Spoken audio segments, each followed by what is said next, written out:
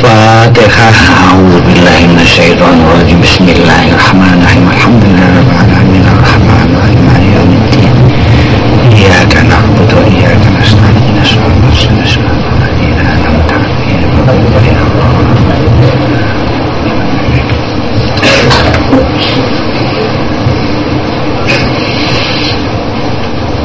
Iki sing diwaca mukhtasare Ibnu Abi Jamrah yang dhuwur sing iso gak katam-katam kowe iku.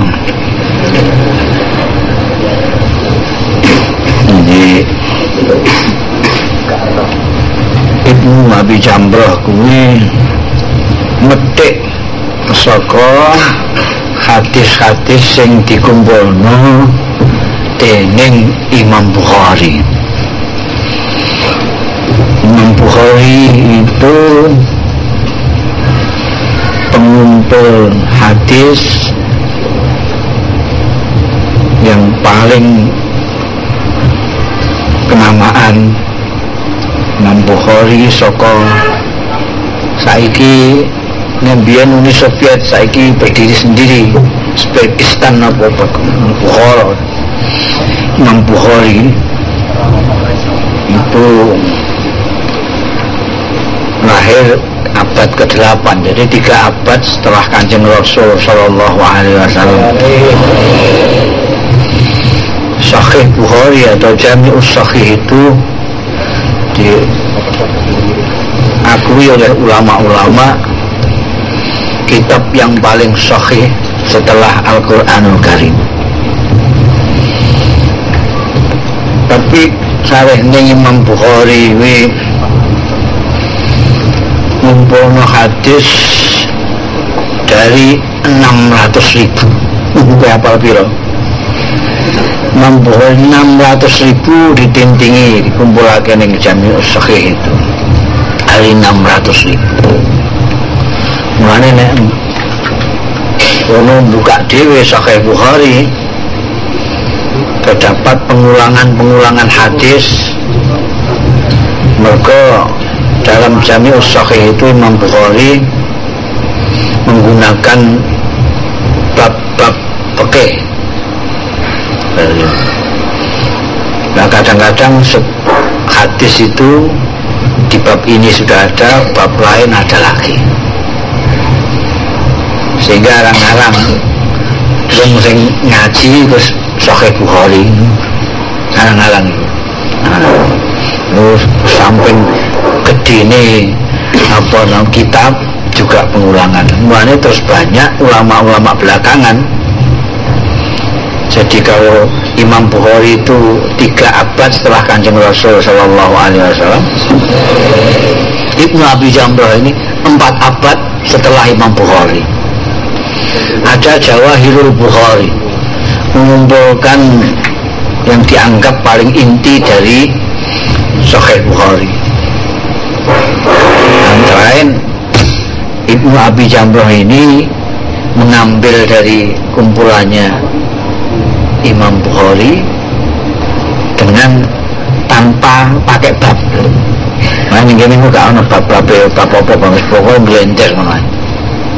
Dimocok hadis dibaca dan ora tirik-tirik kayak ini Sahih Bukhari. Sahih Bukhari itu sangat ilmiah, sangat akurat. Jadi dari mana Imam Bukhari mendapatkan hadis itu? Orang yang diambil dari Imam Bukhari itu dari mana? Sampai ke sahabat, sampai ke Rasulullah Sallallahu Alaihi Wasallam. Pertanggungjawabannya luar biasa. Tidak itu saja, Imam Bukhari ketika mengambil hadis itu tidak begitu saja.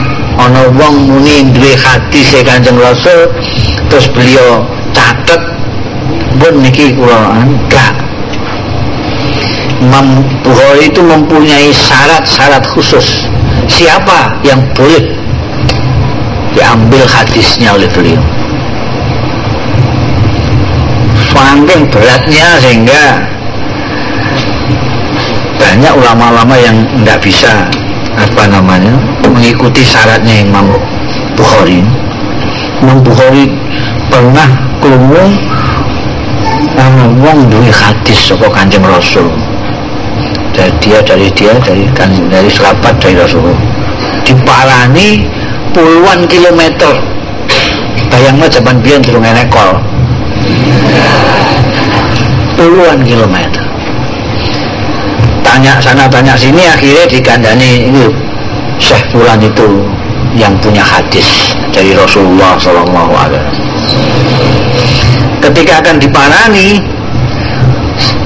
Syekh Fulan ini dadak itu mara ning kiblat. Imam Bukhari balik jendela lah situ. Pun menghormati kiblat, aku ora percaya sampai segitu.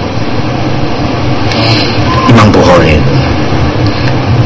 Tidak itu saja, setiap hadis satu mau dipindahkan dari 600.000 dipilih, ditintingi ada puluhan ribu, mau satu hadis dipindah ke itu Imam Bukhari membayang sunat 2 rakaat setiap kali. Mulanya banyak ulama-ulama kayak Ibnu Abi Jamrah ini memilih Imam Bukhari bukan karena otentiknya saja, bukan karena kevalidannya saja, tapi juga karena kewiraiannya Imam Bukhari. Jadi, gue mamanya kok gak mudeng, itu paling orang untuk barokah itu, ngono ya. Bismillahirrahmanirrahim. Iki wis modern, jadi kitab wis nganggo moto biasanya motone omongane Einstein, mangane iki ora kitab hadis sing tinggo dawuh Gusti Allah taala, wa ma atakum rasul fakhudhuhu wa ma nahakum anhu fantahu. Ini ganggu memperkuat kenapa kamu mempelajari ini.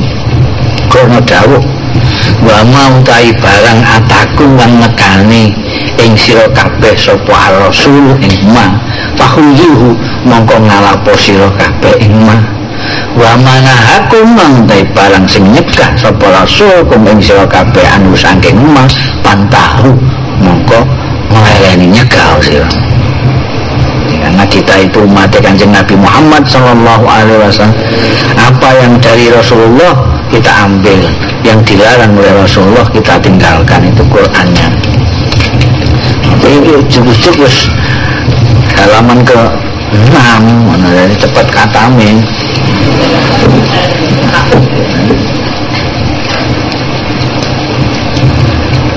Qala Syekh Abu Muhammad Abdullah bin Sa'ad bin Abi Jamrah al-Asdi utawa al-Asadi radhiyallahu anhu.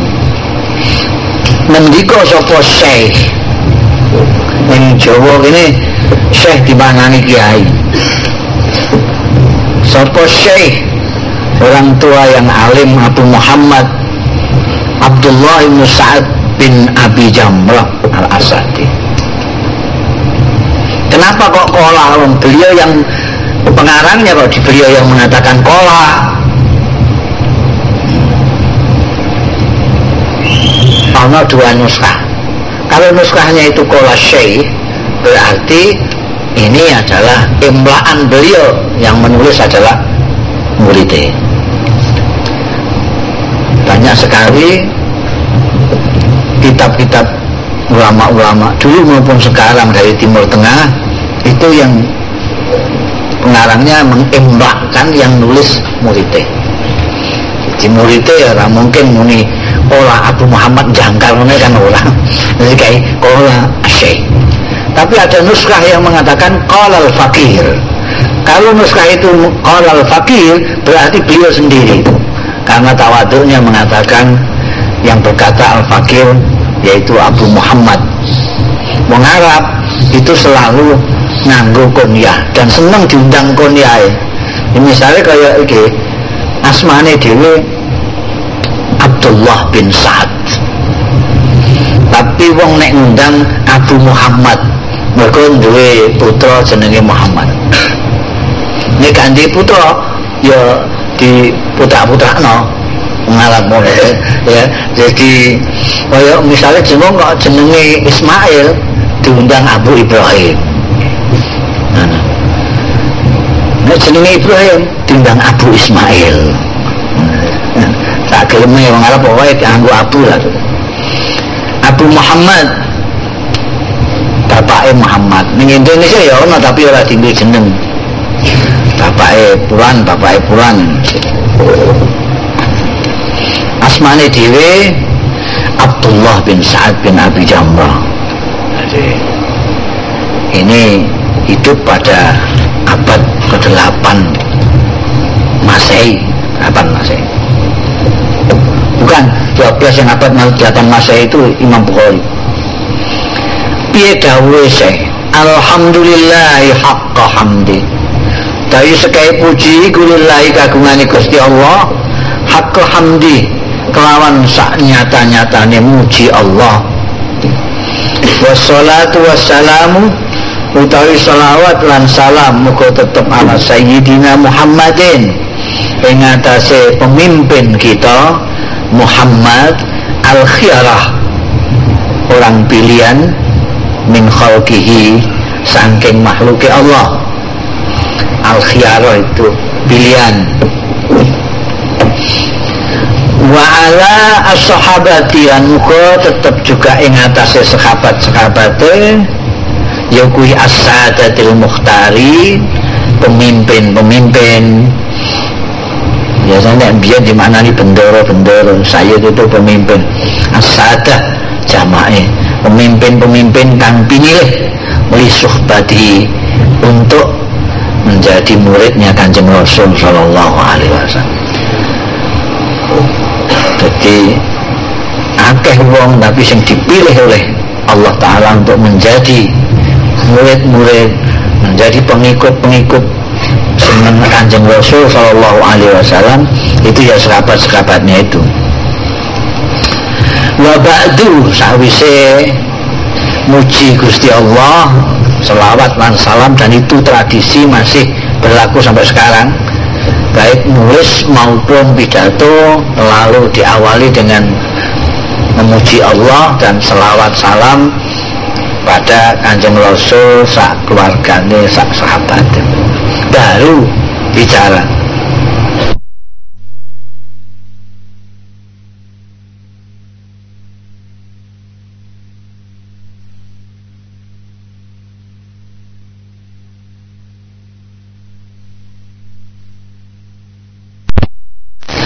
Falamma kanal hadis, bareng ono wal hadisu hadis, wa hifdzuhu lan ngrekso hadis iku min aqrabil wasaili, termasuk luwih parek-pareke sarana-sarana wasilah ilallahi marang Gusti Allah azza wa jalla. Di muktadul asari kelawan tatrapane piro-piro hadis atau asar. Asal itu biasanya nek dirangkep karo hadis, nek hadis itu kok Kanjeng Rasul sallallahu alaihi wasallam, asal saka sahabat, gampangane ngono. Tapi nek dhewean asal itu bisa berarti saka Kanjeng Nabi ataupun saka sahabat. Nek gandeng al-ahadis wal asar, itu al-ahadis itu dawuh-dawuh Kanjeng Rasul, al-asar dawuh-dawuh saka sahabat. Nah ya. Nah ini kok bimuktadil asar mencakup dua, kok Kanjeng Nabi maupun dari sahabat. Bimuktadil asar fi dzalika ing dalem mengkono-mengkono marko min annal hadis wa khifduhu min aqrabil wasail. Faminha mongko iku setengah saking asar qauluhu tawi dawuh Kanjeng Rasul sallallahu alaihi wasallam, man adda ila ummati hadisan wahidan, utawi sapaning wong sing nyampeake ya man ila ummati marang umat ingsun hadisan wahidan ing hadis wahidan siji wae, yukimu sing jenengake sapa man bihi kelawan hadis mau sunnatan ing sunnah awyaruddu tawa nolak sapa man bihi kelawan hadis bid'atan ing model-model falahu mongko iku kedue man al jannatu utawi swarga.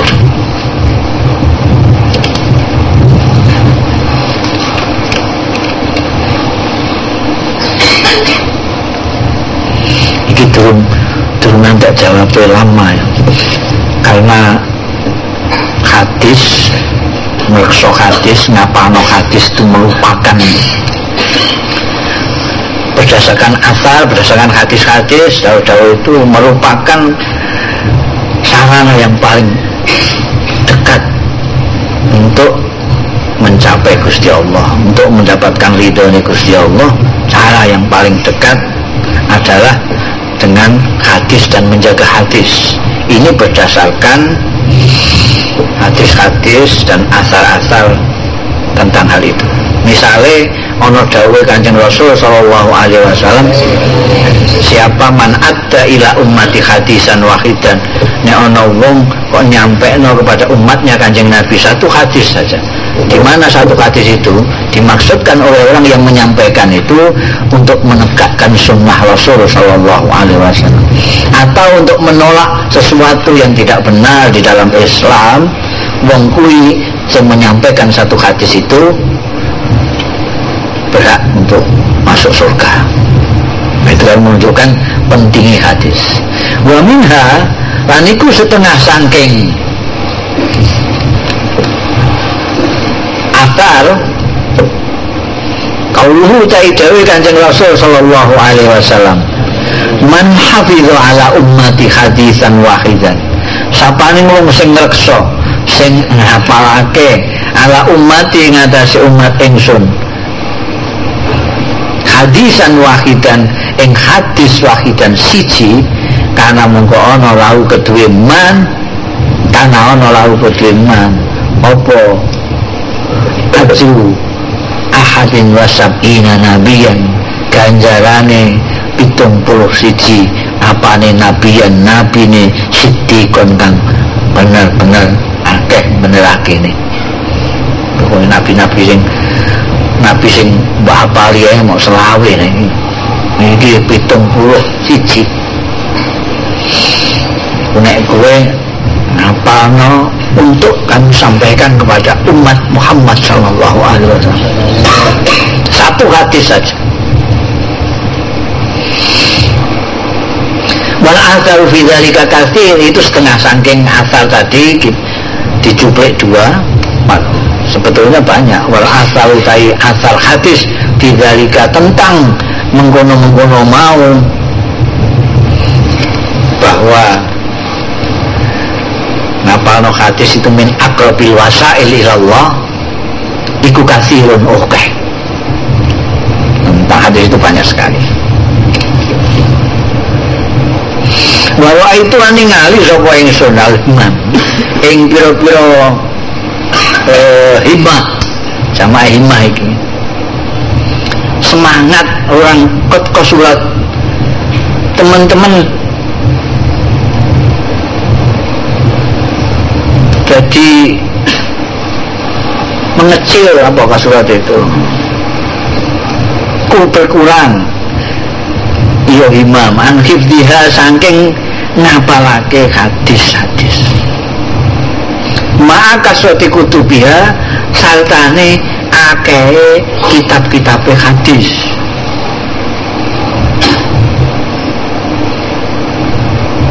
Kena apa kok dadi qasurat anhifdiha min ajli asanidiha saking dene sanate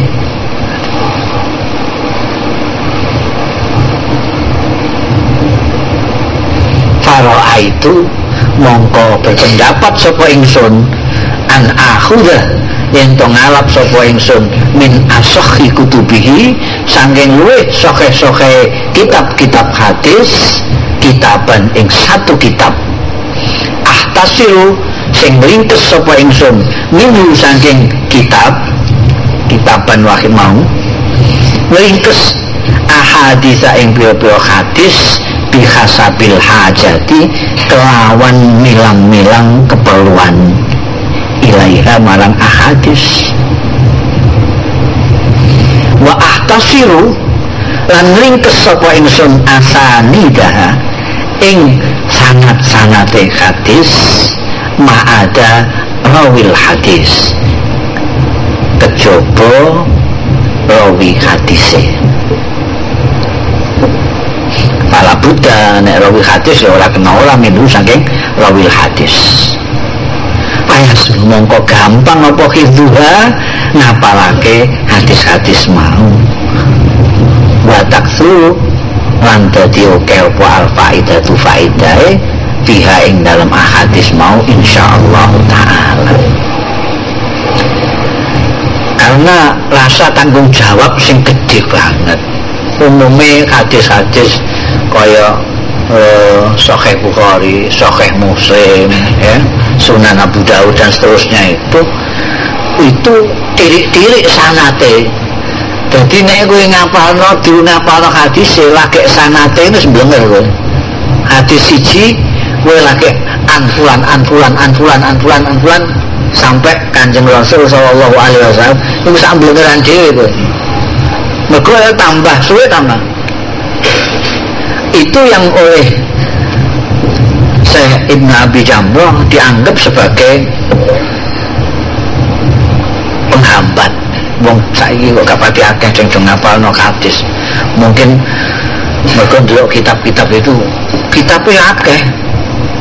Itu sudah dibukukan semua itu. Bukhari, Muslim, Sunan Abi Dawud, Nasai, Tirmidzi, Kutub Tis'ah, Isna Asyad. Wakil sekali kitab-kitab hadis itu, tapi jarang sekali sing ngapalno. Nah apa? Mergo wegah mbek sanad-sanate itu terutama. Ya apa meneh ninggone zaman sing instan kaya saiki iki ya. Pidato Nabi Muhammad telah bersabda, kaya tanggane dekne. Tunggu di kapan terus ngono. Oh, Indian itu karena bertanggung jawab dari siapa? Saya dari ini. Jadi engkau nak ditakok nih ya Allah hisab. Kamu kok bisa mengatakan bahwa innamal a'malu binniyat itu dari Kanjeng Rasul? Kamu dari mana? Yang pertanyaan harus dia jawabnya. Saking majalah Panji Masyarakat. Lah itu wis suwe mati majalah itu.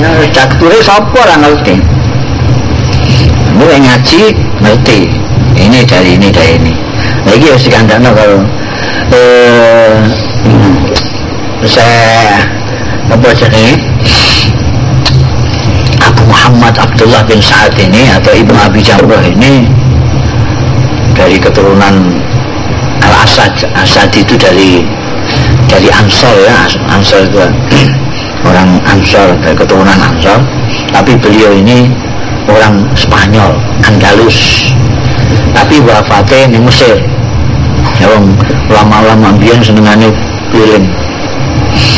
Aku sono mesti ngene makame. Nah, akhirnya terus pemikirannya Ibnu Abi Jamrah ini, saya ingin mengambil satu saja dari kitab yang paling sahih.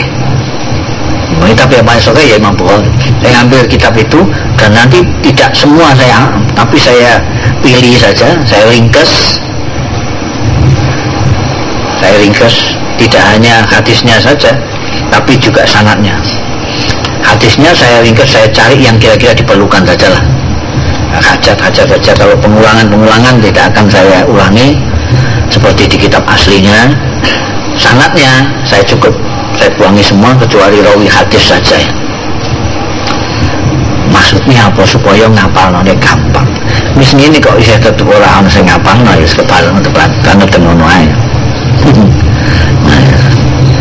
Saiki menawa sing ngapalno hadis. Mbok padahal ngapalno 40 ngono ae wis lumayan.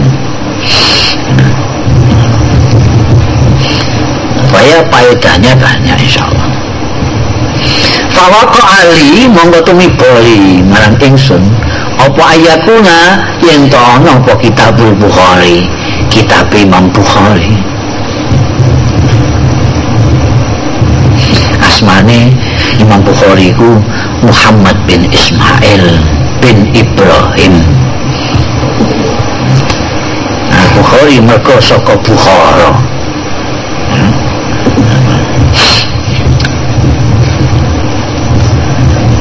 Kenapa kok milih Imam Bukhari, kitab Imam Bukhari? Likaunihi karena enake Kitabul Bukhari iku min asahhiha, termasuk luweh sahih ahadits, yang paling sahih. Walikauni, alasan yang pertama karena itu yang paling sahih dari kitab-kitab hadis. Nomor loro, walikauni lan krana enek Imam Bukhari rahimahullah taala ana ana ya Imam Bukhari ku minas sholihin, termasuk wong-wong sing saleh. Saiki akeh penulis-penulis sing ora saleh kuwi akeh. Tulisannya saleh. Tulisannya, artikelnya, bukunya saleh, mulia tenan, nek wong iku karuan. Wong bejujak ya ono. Tapi nek Imam Bukhari ini bukan hanya kitabnya mulia karena hadis-hadis Rasul sallallahu alaihi wasallam, tapi beliaunya sendiri adalah termasuk orang saleh. Mau tak lanjutkan, mungkin satu hadis saja beliau sembahyang 2 rakaat dulu. Ya. Wa kana lan ana sapa Imam Bukhari ana iku mujabat dakwati. Mandi dungane. Imam Bukhari ku mandi dungane. Padahal wada'alan donga sapa Imam Bukhari liqarihi kanggo pembacane Imam Bukhari. Dalam kitabnya Imam Bukhari ku ndongakno sapa sing maca kitabku. Artinya hadis-hadis yang dikumpulkan oleh beliau didongakno, dijalono ngapura. Padahal Imam Bukhari ku dongane mandi. Dadi nek kowe maca hadis Imam Bukhari, kowe termasuk didongakno Imam Bukhari, wong saleh sing dongane mandi mau. Itu mulane Ibnu Abi Syamrah milih Imam Bukhari. Beli barokah. Waqat qala lan teman-teman ndika limarang ingsun sapa man wong laki tuwi sing ketemu sapa ingsun ing man sinten niku minal qudal saking hakim-hakim. Qudal itu jamaah qadhi. Allazina kanat lahum ma'rifah sing ana lahum kedue lazina qudal apa al ma'rifatu ma'rifat wal ikhlatu lan perjalanan. Iku sing sukaan mengembara. Aman lagi saking wong sing ketemu ya man minat sadati saking pemimpin-pemimpin al-muqarrilahum sing diakui apa lahum sada bil fadli kelawan keutamaan. Ngendikane piye? Sing ngendika marang aku ngendikane piye? Inna kitabahu setuhune kitab Imam Bukhari makuri'a ora diwaca iya kitabahu fi waktu syiddatin ing dalam waktu krisis, ing dalam waktu syiddah Poncobaya illa furijat kejaba terbuka apa syiddah.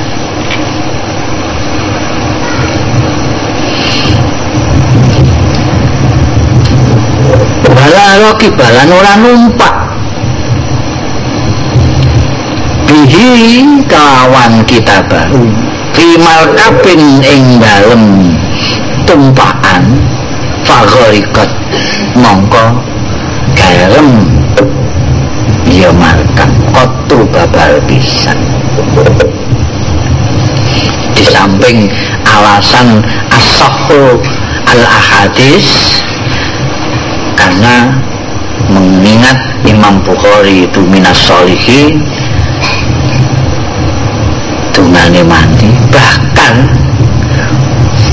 menurut orang yang saya ketemu, ada orang dan hakim qadhi yang diakui keutamaannya itu pernah mengatakan sama saya, ini Ibnu Abi Jamrah, kitab Imam Bukhari itu diwaca kok duwe sumpek lagi sumpek, mbok waca langsung hilang sumpeknya. Tapi Imam Bukhari sumpek mbok waca, waktu krisis mbok waca krisis hilang. Kowe numpak kok mbok gawa kitab Imam Bukhari ora bakal kok kerem apa. Jadi kowe nek lunga nyabrang anu barang kuwi numpak ferry barang sing main Madura barang. Iki nggawa kitab iku. Kan Imam Bukhari kegedean nggawa Ibnu Abi Jamrah.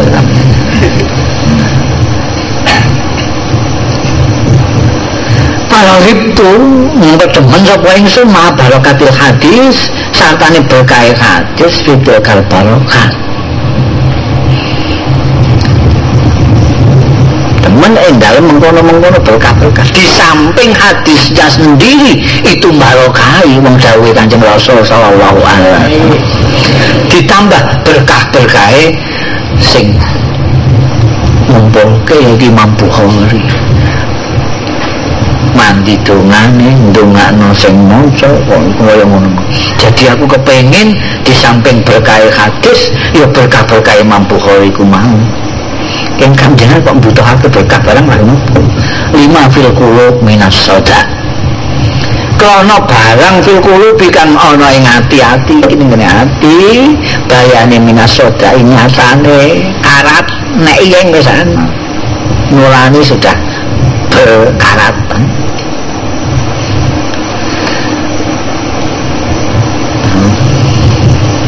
Iki rada ninjil-ninjil sithik iki. Ati ku atine sapa ora dijelasno wis al-qulub ngono ae. Nek muni atiku mesti al-qalb. Al-qulub ku awake dhewe kesenggol-senggol iki. Nuranine wong-wong wis do karaten kabeh. Golekno barokah saka hadis lan saka Imam Bukhari. Para alalu bi fadlillah. Mbok menawa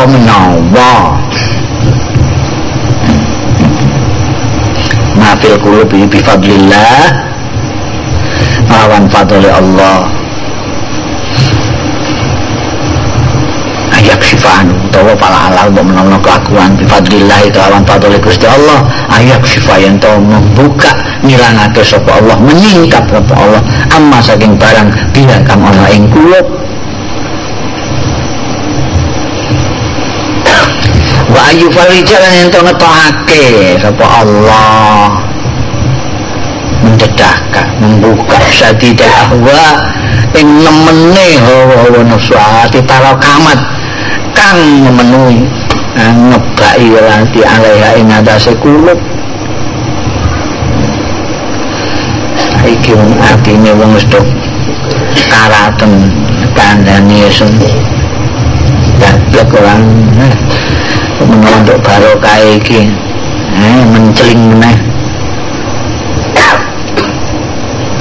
Wala alla bihamdil kal ahadis anduk menawa kelawan yo mengkono-mengkono pira-pira hadis al jalilati kang agung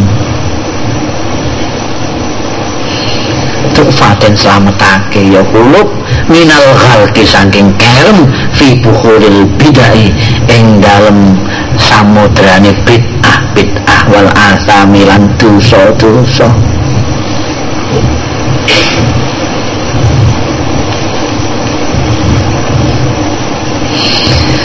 Alamma kamulat mongko bareng wis sempurna hadis-hadis mau tak tintingi bihasabi ma wafaqallah kawan seukur barang wafaq kang nulungi sapa Allah Gusti Allah ilahi marang ma fa idzan hiya mongko dumadan hiya ya hadis-hadis mau iku sumiati hadisin 300 hadis ghairu bid'in liyane sedidik.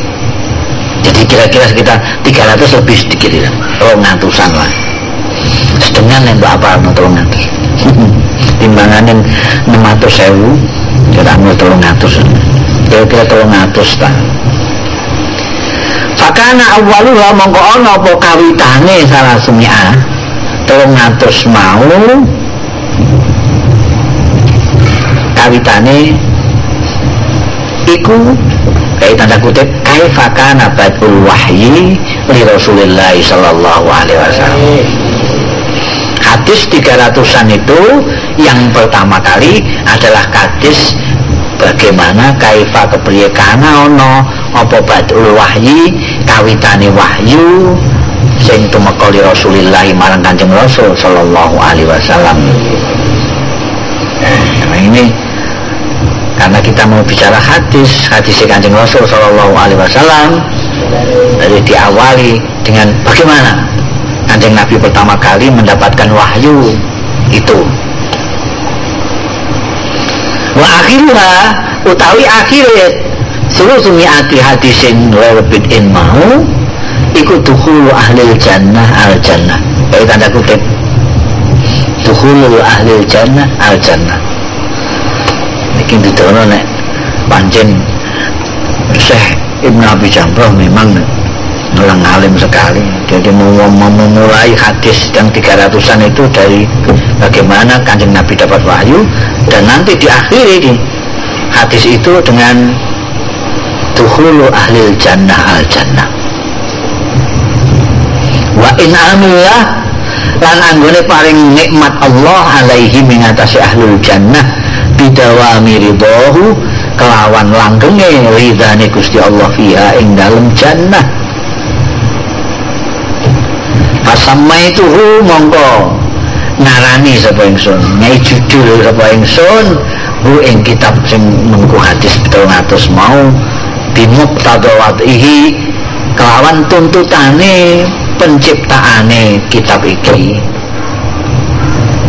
sesuai dengan apa yang mendasari ditulisnya kitab ini. Saya namakan Jam'an Nihayah fi Bad'il Khairi wa Ghayah, ngumpulake nihayah puncak fi Bad'il Khair ing dalem kawitane bagus wa ghayah lan tujuan akhir. Kawitane khair itu adalah wahyu turun pertama kali, ghayah khair adalah masuk surga. Ini sesuai dengan itu. Jadi awalnya itu nanti hadis yang pertama itu kaifa kana ba'ul wahyi Rasulillah, itu startnya, ghayahnya akhirnya adalah dukhulu ahlul jannah al jannata, itu ghayahnya. Walam ufarrik lan ora bedakno sapa ingsun bainaha antarane hadis-hadis bitabwi bin kelawan ngebab. Artinya tidak dikasih bab.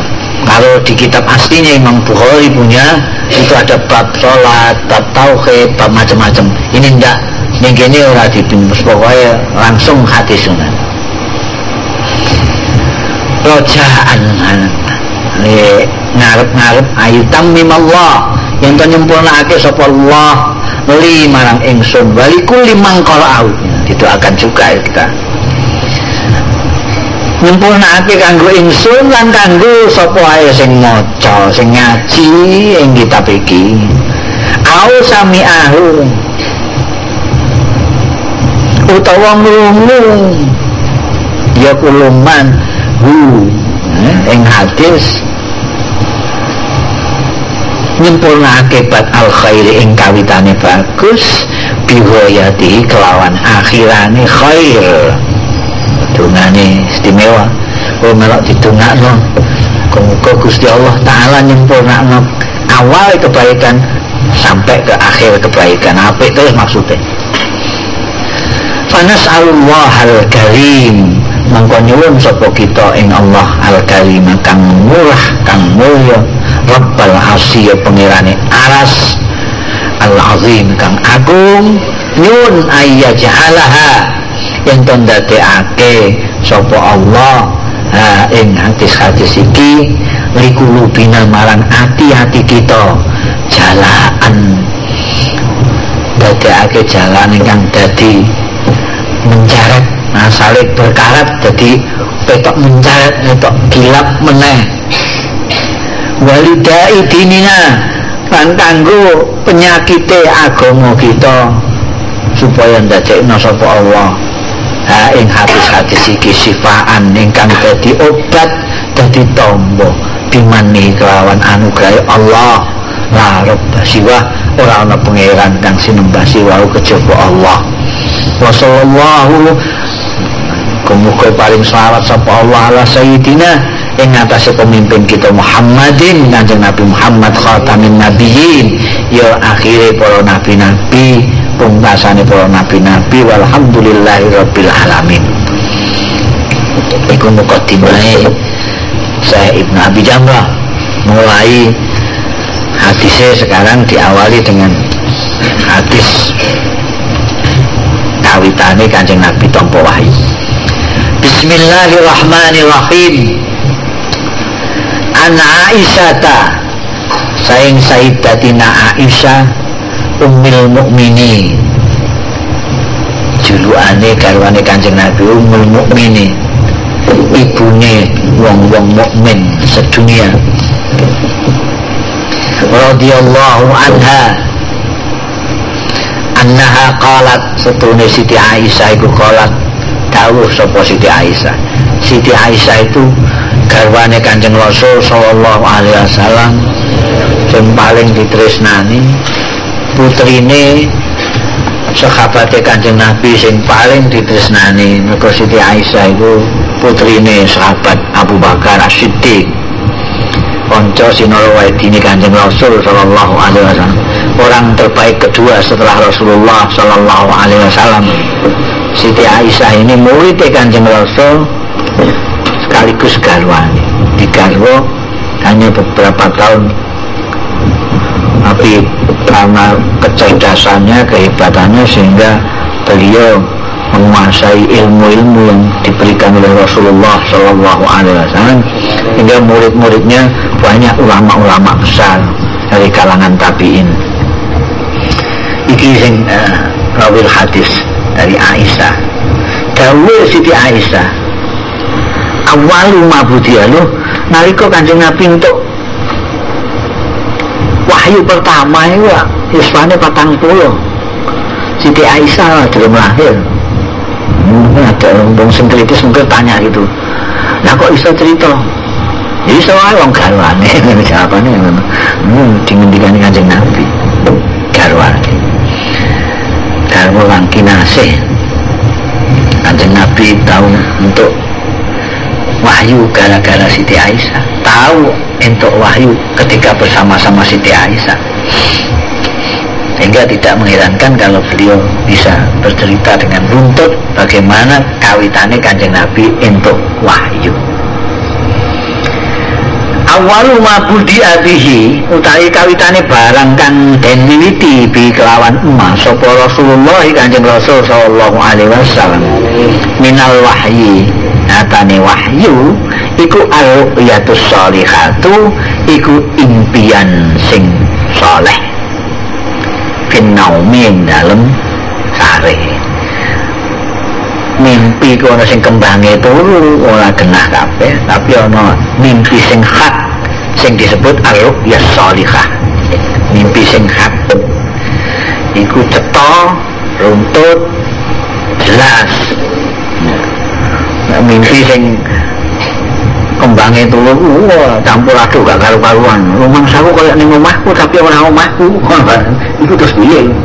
Kaya kowe tapi ora kowe. Itu mimpi gak kena kabeh. Fakana mengkora ono Kanjeng Nabi kula ya ru'ya illa ja'at. Ningali ru'ya ing impen illa ja'at kejaba tumeka ya ru'ya misla falaki subhi kaya padange subuh. Jelas cetha. Summa hubbiba ilaihil khala mongko keri-keri didemenake ilahi marang Kanjeng Rasul sallallahu alaihi wasallam apa al-khalau nyepi. Jadi pertama-tama Kanjeng Nabi itu melihat dalam impian itu jelas sekali, impian lama-lama terus beliau senang menyendiri. Pemeneh kok masyarakatnya kaya ngono, masyarakat yang disebut oleh sejarah sebagai masyarakat jahiliyah.